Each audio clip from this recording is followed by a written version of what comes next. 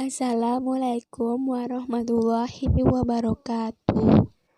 Perkenalkan, nama saya Nur Fadila Ramadhani. Pada video ini saya akan membahas tentang semangat dan komitmen kebangsaan pendiri negara. Soekarno mengulas pemikiran bahwa Negara Kesatuan Republik Indonesia adalah sebuah takdir. Hal ini terungkap dalam pidato Soekarno tanggal 1 Juni 1945, yaitu sebagai berikut. Allah Subhanahu wa Ta'ala membuat peta dunia, menyusun peta dunia. Kalau kita melihat peta dunia, kita dapat menunjukkan di mana kesatuan-kesatuan di situ.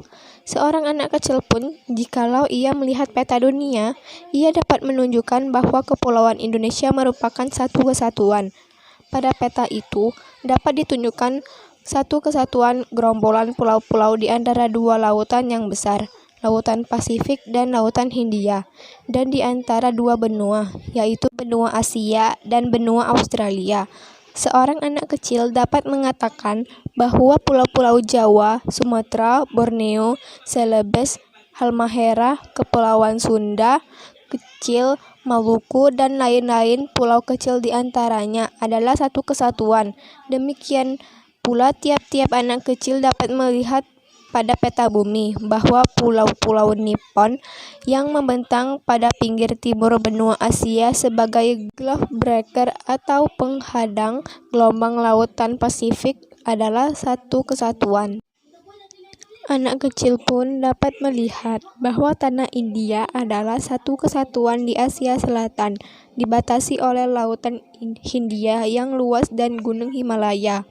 Seorang anak kecil pula dapat mengatakan bahwa Kepulauan Inggris adalah satu kesatuan. Griqualand atau Yunani dapat ditunjukkan sebagai satu kesatuan pula. Itu ditaruhkan oleh Allah Subhanahu wa Ta'ala demikian rupa. Bukan Sparta saja atau Athena saja, bukan Makedonia saja, tetapi Sparta plus Athena plus Makedonia plus daerah Yunani yang lain-lain, segenap kepulauan Yunani adalah satu kesatuan. Maka, manakah yang dinamakan tanah tumpah darah kita, tanah air kita? Menurut geopolitik, maka Indonesialah tanah air kita.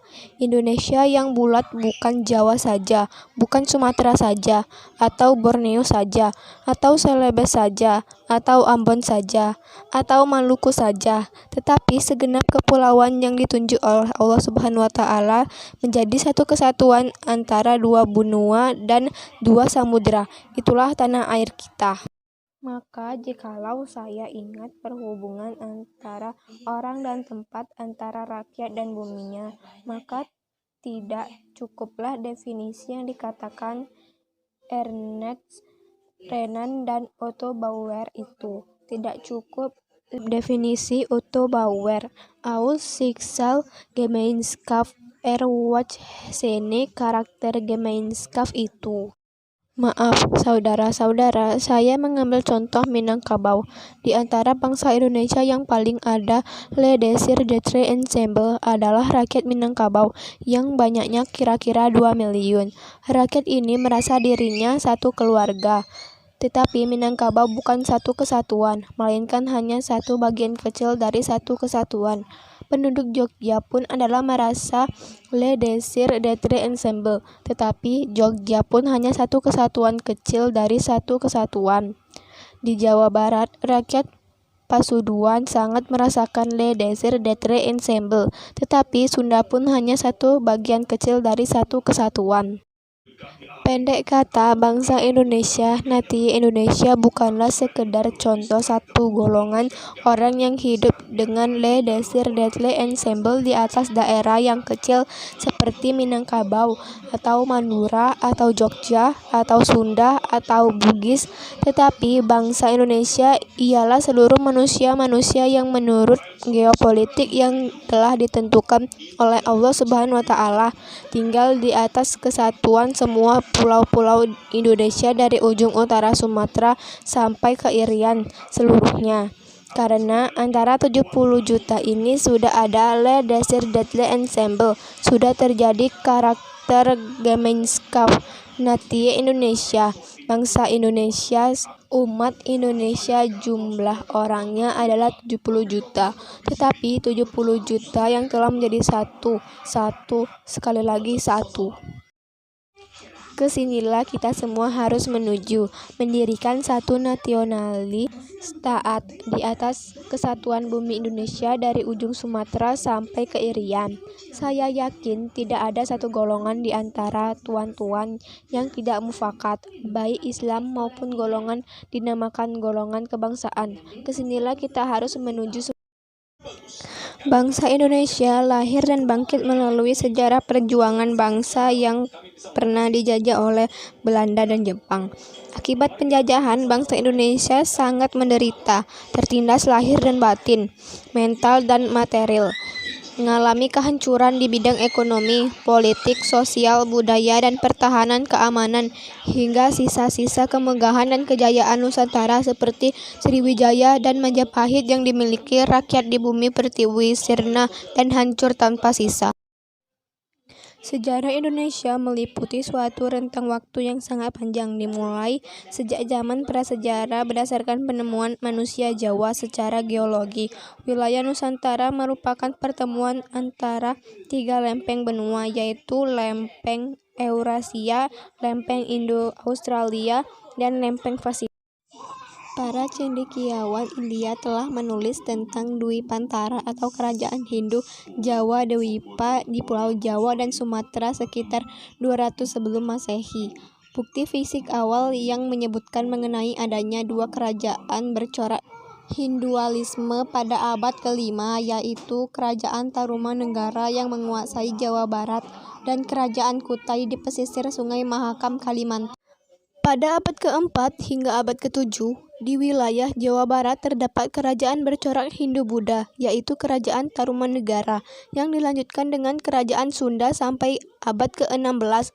Pada abad ke-7 hingga abad ke-14, Kerajaan Buddha Sriwijaya berkembang pesat di Sumatera dan beribu kota di Palembang. Pada puncak kejayaannya, Sriwijaya menguasai daerah sejauh Jawa Barat dan Semenanjung Melayu. Selanjutnya, abad ke-14 juga menjadi saksi bangkitnya sebuah kerajaan Hindu di Jawa Timur, Majapahit. Pati Majapahit antara tahun 1331 hingga 1364, Gajah Mada berhasil memperoleh kekuasaan atas wilayah yang kini sebagian besar adalah Indonesia beserta hampir seluruh Semenanjung. Kejayaan Sriwijaya dan Majapahit merupakan sejarah awal pengenalan wilayah Kepulauan Nusantara yang merupakan tanah air bangsa Indonesia. Sebutan Nusantara diberikan oleh seorang pujangga pada masa kerajaan Majapahit. Kemudian pada masa penjajahan Belanda, sebutan ini diubah oleh pemerintah Belanda menjadi Hindia. Dalam buku 4 Pilar Kehidupan Berbangsa dan Bernegara 2012 dijelaskan bahwa Indonesia berasal dari bahasa Latin, Indus dan Nesos, yang berarti India dan pulau-pulau. Indonesia merupakan sebutan yang diberikan untuk pulau-pulau yang ada di Samudra India, dan itulah yang dimaksud dengan satuan pulau yang kemudian disebut dengan Indonesia. Pada tahun 1850, George Windsor Earp, seorang etnolog Inggris, mengusulkan istilah Indonesians dan preferensi Malayunesians untuk penduduk Kepulauan Hindia atau Malayan Archipelago. Kemudian seorang mahasiswa bernama Earl James Ricardo Logan menggunakan Indonesia sebagai sinonim untuk Kepulauan Hindia. Namun, di kalangan akademik Belanda di Hindia Timur enggan menggunakan Indonesia. Sebaliknya, mereka menggunakan istilah Melayu Nusantara, Malayske Archipel. Sejak tahun 1900, nama Indonesia menjadi lebih umum di kalangan akademik di luar Belanda, dan golongan nasionalis Indonesia menggunakan nama Indonesia untuk ekspresi politik. Adolf Bastian dari Universitas Berlin mempopulerkan nama Indonesia melalui bukunya Indonesian Oder die Inseln des Malayischen Archipels 1884 sampai 1894. Kemudian, sarjana bahasa Indonesia pertama yang menggunakan nama Indonesia adalah Suwardi Suryaningrat Ki Hajar Dewantara ketika ia mendirikan kantor berita di Belanda dengan nama Indonesisch Persbureau tahun 1913. Penduduk yang hidup di wilayah Nusantara menempati ribuan pulau. Nenek moyang masyarakat Nusantara hidup dalam tata masyarakat yang teratur, bahkan dalam bentuk sebuah kerajaan kuno seperti Kuta yang berdiri pada abad keempat di Kalimantan Timur, Tarumanegara di Jawa Barat, dan Kerajaan Cirebon pada abad ke-15, Setijo Panji 2009. Kemudian beberapa abad setelah itu berdiri Kerajaan Sriwijaya pada abad ke-5, Kerajaan Majapahit pada abad ke-13, dan Kerajaan Mataram pada abad ke-7. Kerajaan Sriwijaya, Majapahit, dan Mataram menunjukkan kejayaan yang dimiliki wilayah Nusantara pada waktu itu. Sejarah mencatat bahwa wilayah Nusantara berhasil mempersatukan dan mengalami kemakmuran yang dirasakan seluruh rakyat. Mengenai sejarah Nusantara ini, Bung Karno pernah menyampaikan bahwa kita hanya 2 kali mengalami nasionalis taat, yaitu zaman Sriwijaya dan di zaman Majapahit. Nasionalis taat hanya Indonesia seluruhnya, yang telah berdiri di zaman Sriwijaya dan Majapahit, yang kini pula kita harus didirikan bersama-sama. Pidato lahirnya Pancasila yang disampaikan Bung Karno di depan Nokuritsu Zumbi Kosakai pada tanggal 1 Juni 1945. Kerajaan Majapahit merupakan cikal bakal negara Indonesia. Majapahit yang keberadaannya sekitar abad ke-13 sampai abad ke-15 adalah kerajaan besar yang sangat berjaya, terlebih pada masa pemerintahan Mahapati Gajah Mada yang wafat di sekitar 1360-an. Gajah Mada adalah Mahapati Majapahit yang sangat disegani. Dialah yang berhasil menyatukan Nusantara yang terkenal dengan Sumpah Palapa, sumpah yang menyatakan tidak akan pernah beristirahat atau berhenti berpuasa sebelum Nusantara bersatu. Sumpah Palapa yang dinyatakan Gajah Mada merupakan bukti semangat yang kuat untuk menggapai cita-cita pribadi maupun cita-cita kerajaan Majapahit untuk mempersatukan Nusantara. Semangat mengandung arti tekad dan dorongan hati yang kuat untuk menggapai keinginan atau hasrat tertentu. Komitmen adalah sikap dan perilaku yang ditandai oleh rasa memiliki, memberikan perhatian, serta melakukan usaha untuk mewujudkan harapan dan cita-cita dengan sungguh-sungguh.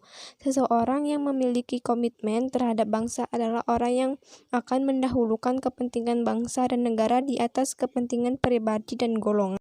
Para pendiri negara merupakan contoh yang baik dari orang-orang yang memiliki semangat yang kuat dalam membuat perubahan, yaitu perubahan dari negara terjajah menjadi negara yang merdeka dan sejajar dengan negara-negara lain di dunia. Salah satu pendiri negara memiliki semangat untuk memperbaiki kehidupan yang lebih baik bagi diri, bangsa, dan negara. Berikut ini kalian dapat mengkaji bagaimana keras dan sulitnya perjuangan pendiri negara, yaitu Insinyur Soekarno dan Muhammad Hatta dalam memperjuangkan kemerdekaan bangsa Indonesia. A. Insinyur Soekarno, Presiden pertama Republik Indonesia. Soekarno yang biasa dipanggil Bung Karno, lahir di Blitar, Jawa Timur, 6 Juni 1901 dan meninggal di Jakarta 21 Juni 1970. Ayahnya bernama Raden Sokemi Sosrodiharjo dan ibunya Ida Ayu Nyoman. Masa kecil Soekarno hanya beberapa tahun hidup bersama orang tuanya di Blitar. Semasa SD hingga tamat, beliau tinggal di Surabaya, indekos di rumah Haji Omar Said Tokroa Minoto, politisi Kawakan, pendiri Syarikat Islam. Kemudian beliau melanjutkan sekolah di HBS, Hogere Burger School. Saat belajar di HBS, Soekarno telah menggelembeng jiwa nasionalismenya. Selepas lulus HBS tahun 1920, Soekarno pindah ke Bandung dan melanjutkan ke THS, Technische Hogeschool atau Sekolah Teknik Tinggi yang sekarang menjadi ITB. Ia berhasil meraih gelar insinyur pada 25 Mei 1926. Perjuangan Insinyur Soekarno didasarkan semangat dan komitmen akan kemerdekaan Indonesia. Untuk meraih kemerdekaan, pergerakan perjuangan harus terorganisasi. Maka bersama teman-temannya, Insinyur Soekarno pada tanggal 4 Juli 1927 mendirikan PNI, Partai Nasional Indonesia, pada tanggal 4 Juli 1927. Komitmen dan perjuangan Soekarno untuk kemerdekaan menyebabkan Soekarno ditangkap pada tanggal 30 Desember 1929. Soekarno dijebloskan ke penjara Banceu, Bandung. Di penjara Banceu, Insinyur Soekarno mendekam selama 8 bulan atas tuduhan pemberontakan.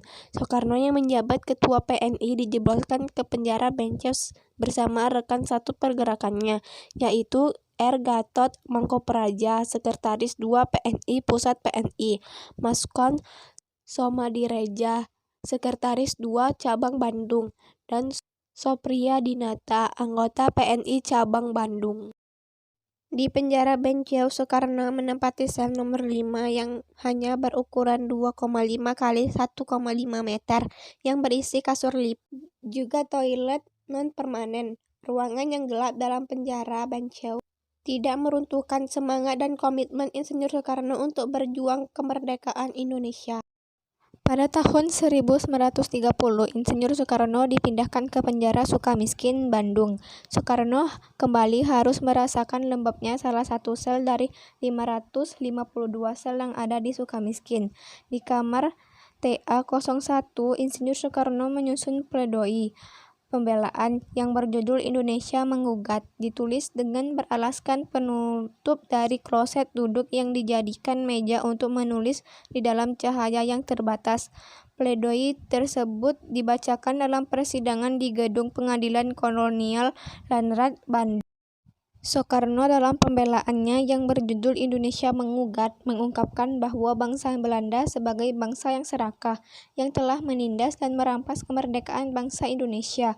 Pembelaan itu membuat Belanda makin marah, sehingga PNI bentukan Soekarno dibubarkan pada bulan Juli 1930.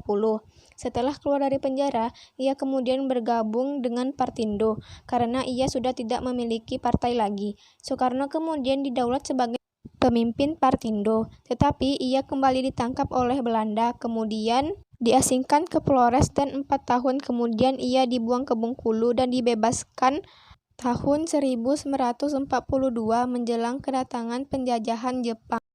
Setelah Indonesia merdeka pada tanggal 17 Agustus 1945, bukan berarti perjuangan Soekarno berakhir.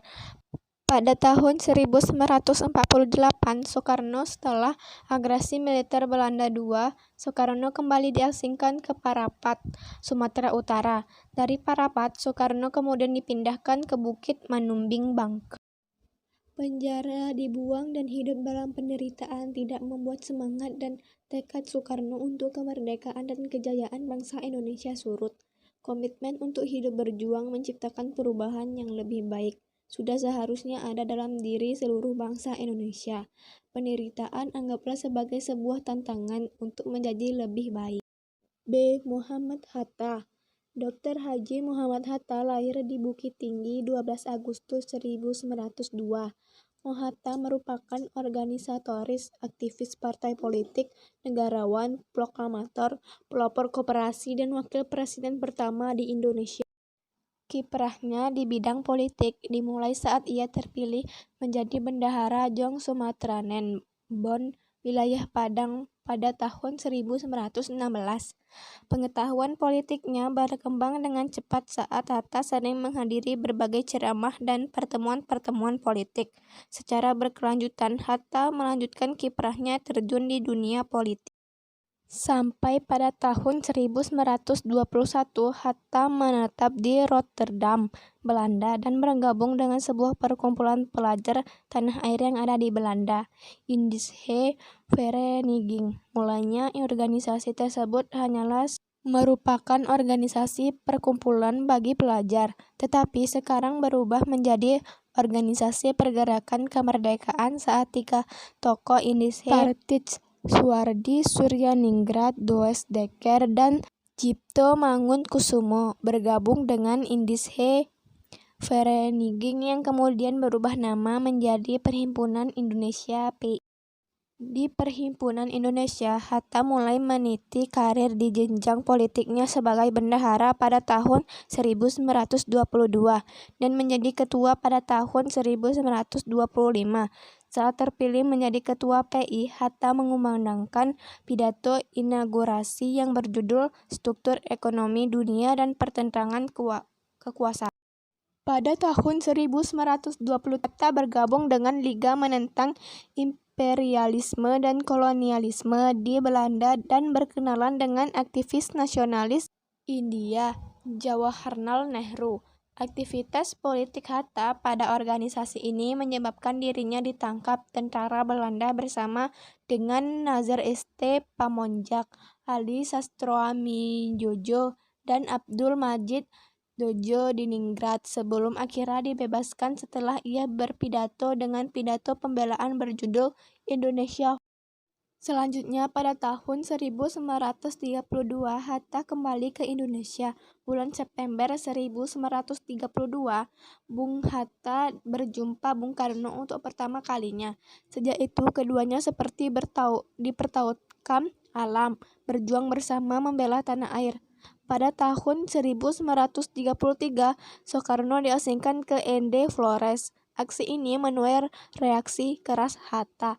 Ia mulai menulis mengenai perasingan Soekarno pada berbagai media. Akibat aksi Hatta inilah pemerintah kolonial Belanda mulai memusatkan perhatian pada Partai Pendidikan Nasional Indonesia dan menangkap para pemimpin partai yang selanjutnya diasingkan ke Digul, Papua. Pada masa pengasingan di Digul, Hatta aktif menulis di berbagai surat kabar. Ia juga rajin membaca buku yang ia bawa dari Jakarta untuk kemudian diajarkan kepada teman-temannya.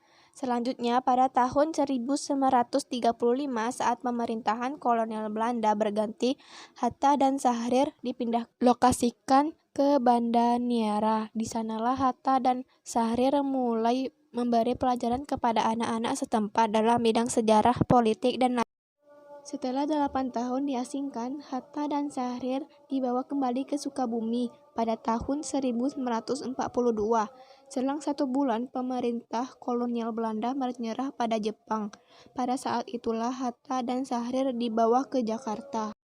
Setelah agresi militer 2, tanggal 19 Desember 1948, Soekarno dan Hatta ditangkap dan diasingkan ke Giri Sasana Menumbing di Muntok, Kabupaten Bangka Barat. Selain Bung Karno dan Hatta, sejumlah tokoh nasional juga diasingkan di bangunan yang terletak di pucuk Gunung Menumbing. Sekretaris Negara Pringgo Dikdo, Menteri Luar Negeri Agus Salim, Menteri Pengajaran Ali Sastroamidjojo, Ketua Badan KNIP Mr. Asad, Wakil Perdana Menteri Mr. Mohroem, dan Kepala Staf Angkatan Udara Komodor Udara S. Surya Dharma merupakan tokoh yang bersama Soekarno dan Hatta diasingkan di Bangka. Pada tanggal 14 Maret 1980, Hatta wafat di RSUD Dr. Cipto Mangunkusumo. Karena perjuangannya bagi Republik Indonesia sangat besar, Hatta mendapat anugerah tanda kehormatan tertinggi, Bintang Republik Indonesia kelas 1, yang diberikan oleh Presiden Soeharto. Semangat dan komitmen kebangsaan bukan hanya ditunjukkan oleh Soekarno dan Hatta. Banyak tokoh pendiri negara lainnya yang memiliki semangat dan komitmen kebangsaan yang kuat.